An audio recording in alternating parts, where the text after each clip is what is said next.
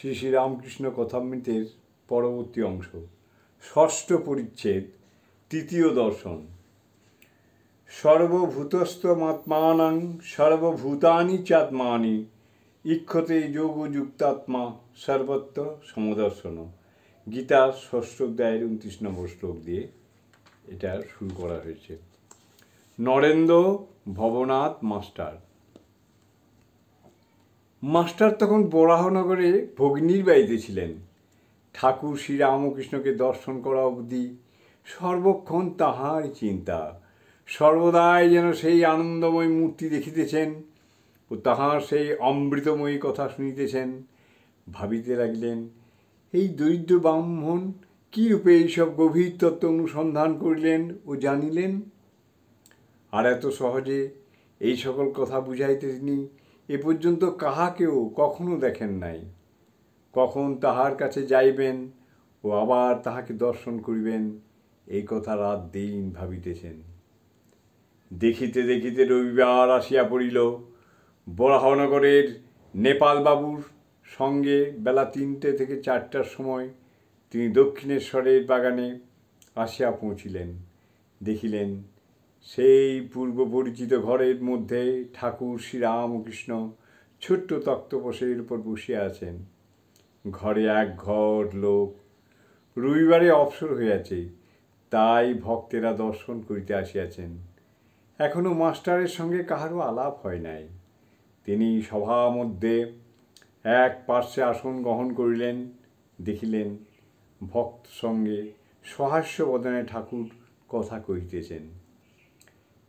একটি 29 বর্ষ বয়স্ক ছোকরাকে উদ্দেশ্য করিয়া ও তাহার দিকে তাকাইয়া ঠাকুর যেন কত আনন্দিত হইয়া অনেক কথা বলিতেছিলেন। ছেলেটির নাম নরেন্দ্র। কলেজে পড়েন ও সাধারণ ব্রহ্মসমাজে যাতায়াত করেন। কথাগুলি তেজ পরিপূর্ণ, চক্ষু দুটি উজ্জ্বল, ভক্তের চেহারা।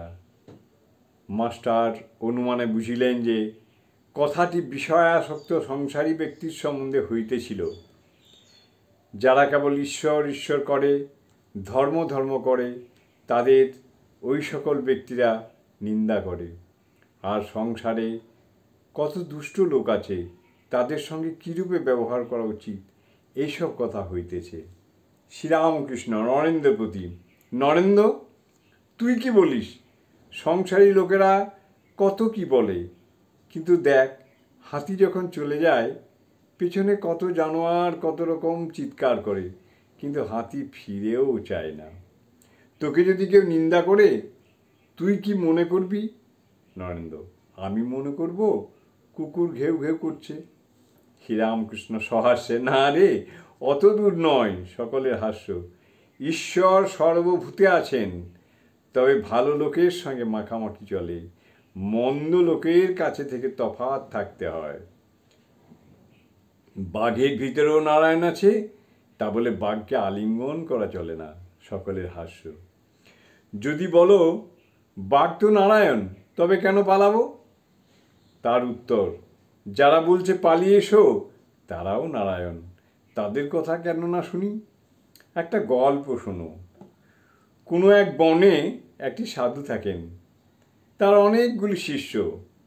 তিনি একদিন শিষ্যদের উপদেশ দিলেন যে সর্বভূতে নারায়ণ আছেন, এইটি জেনে সকলকে নমস্কার করবে। একদিন একটি শিষ্য হোমের জন্য কাঠ আনতে বনে গেছিল। এমন সময় একটা রব উঠল, কে কোথায় আছো, পালাও, একটা পাগলা হাতি যাচ্ছে। সবাই পালিয়ে গেল, কিন্তু শিষ্যটি পালালো না। সে জানে যে হাতিও যে নারায়ণ, তবে কেন পালাবো? এই বলে দাঁড়িয়ে রইল, নমস্কার করে স্তব স্তুতি করতে লাগলো। এদিকে মাহুত চেঁচিয়ে বলছে, পালাও পালাও। শিষ্যটি তবুও নড়ল না, কিছুতেই নড়ল না। শেষে হাতিটা ছুঁড়ে করে তুলে নিয়ে তাকে একধারে ছুঁড়ে ফেলে দিয়ে চলে গেল। শিষ্য ক্ষতবিক্ষত হয়ে অচৈতন্য হয়ে পড়ে রইল।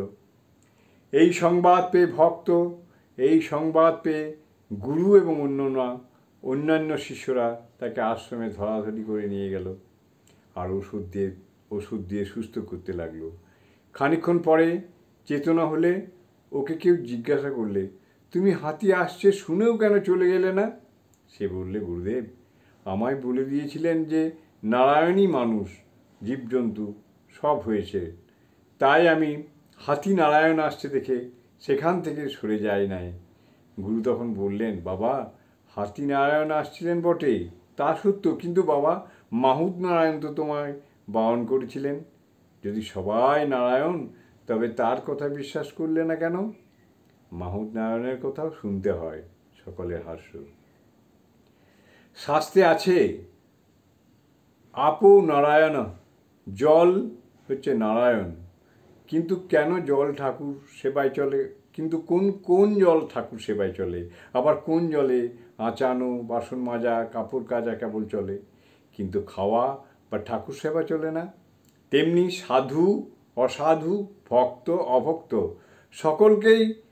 সকলেরই হৃদয়ে নারায়ণ আছেন, কিন্তু অসাধু অভক্ত দুষ্ট লোকের সঙ্গে ব্যবহার করা চলে না, মাখামাখি চলে না।